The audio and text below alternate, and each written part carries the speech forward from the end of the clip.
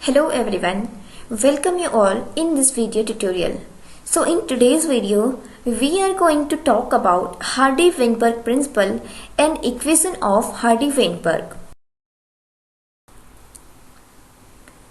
So before moving to the Hardy-Weinberg equation, let's understand that what is Hardy-Weinberg law and for what it stands for.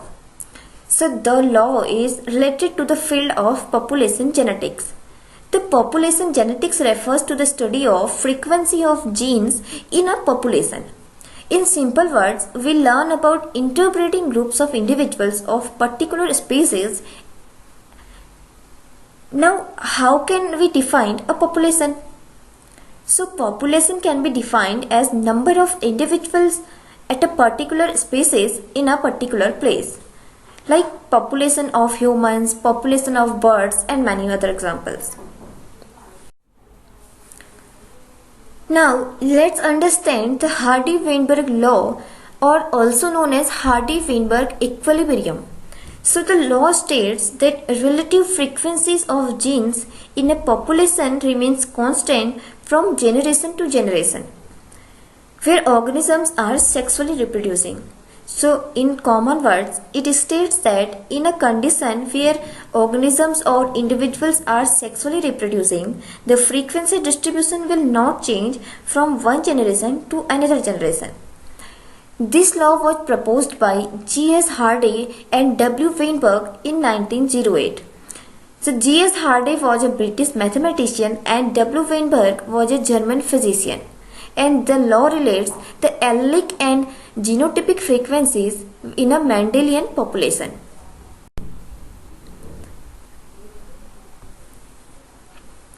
Now the rule have three aspects. The first one is allelic frequency equilibrium. According to this aspect, this says that there will be no change in allelic equilibrium from one generation to the next one. And the second aspect in genotypic frequency is equilibrium. The third aspect of Hardy-Weinberg law is the equilibrium will be neutral, which means that the population will reach to equilibrium after a single generation. Now these aspects sound weird, right? Because the condition is impossible in reality. So now, can this possible? Let's understand the assumptions for Hardy-Weinberg law. So there are some factors which affect the Hardy-Weinberg equilibrium. Basically, there are some assumptions or requirements for Hardy-Weinberg's equilibrium. This law is only applicable in a big population or a large population, having high number of individuals. In the second condition is each individual of population having opportunity of mating with any other individual, which is called random mating. Now the third condition is the allelic frequencies should be same in males and females, and there will be no natural selection in the condition of Hardy-Weinberg equilibrium. So, in natural selection, a particular phenotype or a genotype produces comparatively more offsprings than other genotype. But in the Hardy-Weinberg condition, all genotypes have equal viability and also have equal fertility. The next condition is no mutation. So according to the Hardy-Weinberg equilibrium, there will be no any type of mutation, and if the mutation occurs, it will affect the Hardy-Weinberg equilibrium. So the proportion of mutant alleles will increase in this condition. The next condition is in Hardy-Weinberg population, not any migration can occur. So this is the diagram or the type of graphical representation showing Hardy-Weinberg equilibrium. Suppose this is a particular area having some individuals of a particular species which have random mating. So according to the Hardy-Weinberg law, there should be no any immigration from this area or not any migration should be in this area.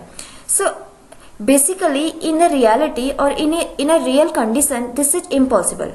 So that's why the Hardy-Weinberg law is considered as a theoretical condition, or it is assumed as a hypothetical situation which cannot be done practically in a natural condition. Now the Hardy-Weinberg concluded that the total sum of all allelic frequencies is 1. So let's understand the Hardy-Weinberg equation for equilibrium. So according to this equation or law, the sum of total allelic frequencies should be constant, or it should be 1. Now understand the derivation of this equation or how it derived. So let's understand. Consider if we cross the diploid organism having alleles capital A and small a, and we know that in Mendelian genetics the capital alphabetical letter denotes the dominant character and the small alphabetical letter denotes the recessive character of this allele. And we assume that the allelic frequencies of these two alleles can be named as P and Q. So here the alphabetical character P and Q represent the frequencies of allele capital A and small a respectively. So according to the Hardy-Weinberg, in this condition we will get the frequency of capital A dominant allele is P square and the frequency of recessive allele is Q square, and the frequency of allele capital A and small a, also simply called as heterozygote, is P2PQ. So from here the final equation we get is.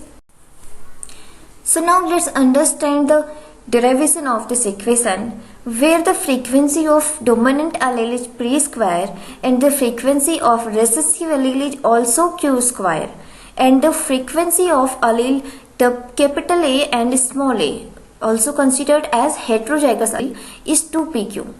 So in this condition we have the equation P square plus 2PQ plus Q square is equal to 1. So now let's try to understand or try to learn this equation with the help of this graphical representation. Here we have an sperm or have gamete with a dominant allele and have egg with a recessive allele. So when we get monohybrid cross with this dominant and recessive allele, we get the result of homozygotic dominant phenotype and heterozygotic phenotype. And also in the case of egg, we get heterozygotic phenotype and also a recessive phenotype. So now when we observe all this data, we found the dominant phenotype having 2 P's and the 2 heterozygotic phenotypes and also one homozygotic recessive. Now from here, the relationship between gene frequency and genotype frequency can be expressed as we have get the details like P square, 2PQ and Q square. We will assume that in Hardy-Weinberg equilibrium, this genotypic expression or this genotypic frequency will be equal to 1. Or as the binomial expression of this equation is equal to P plus Q whole square equal to 1. So the Hardy-Weinberg equilibrium states that P square plus 2PQ plus Q square equal to 1 where the P and Q denotes the genotype frequency of organisms. Now let's understand the factors affecting Hardy-Weinberg equilibrium. So when in the condition of Hardy-Weinberg population there will be mutation, so it affects the equilibrium, and also if the migration occurs it will affect the heterozygous alleles or affect the allelic frequencies, which results into the effect in genotypic expressions, also in genotypic frequencies. Now also the genetic drift also affects the Hardy-Weinberg equilibrium. Now let's understand and discuss about the applications of Hardy-Weinberg equation.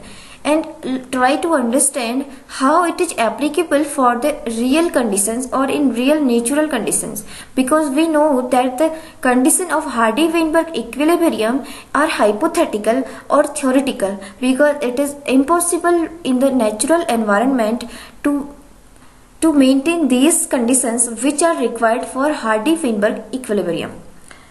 So the first application is complete dominance.